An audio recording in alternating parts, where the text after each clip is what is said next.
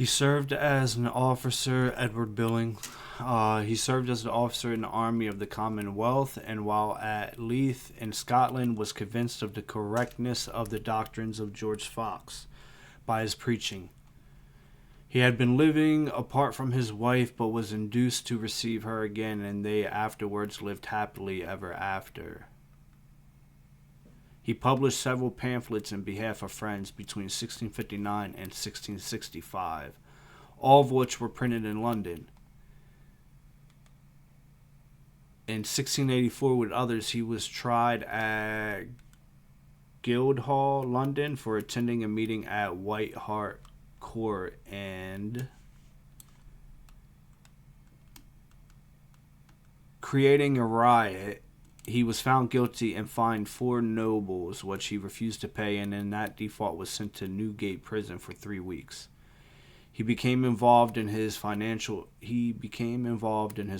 affairs, and to avoid the payment of his debts, procured the above named conveyance to be made to John Fenwick, the purchase being with funds furnished by himself.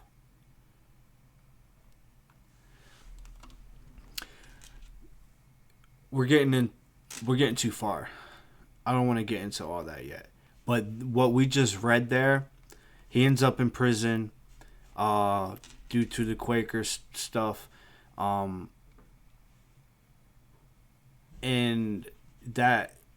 this is where John Fenwick ran into a lot of problems.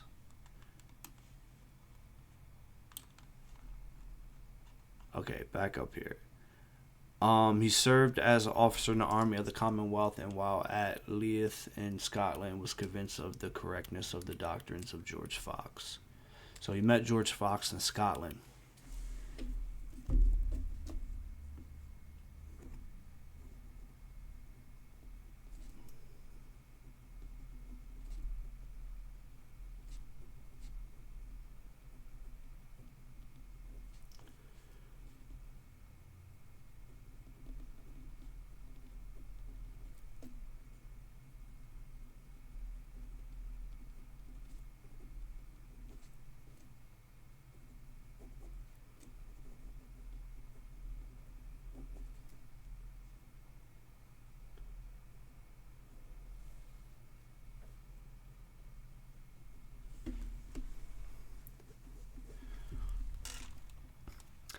Now, this part here, he had been living apart from his wife, but was induced to receive her again, and they afterwards lived happily ever after.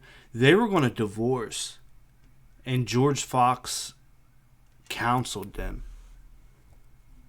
I can't remember right now, but we came across that in one of the early episodes of the stream.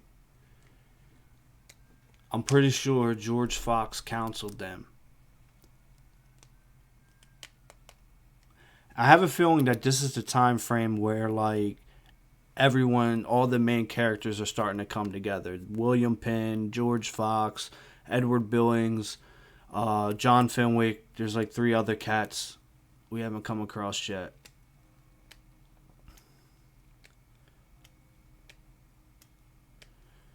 He published several.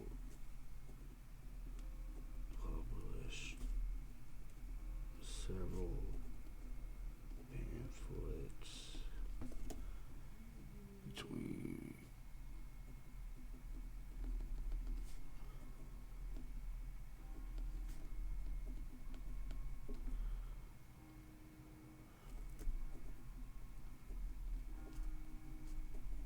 We'll see if we can find any of those.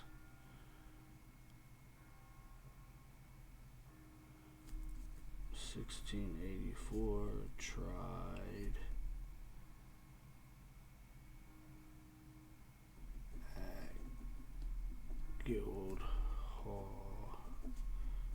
London, for attending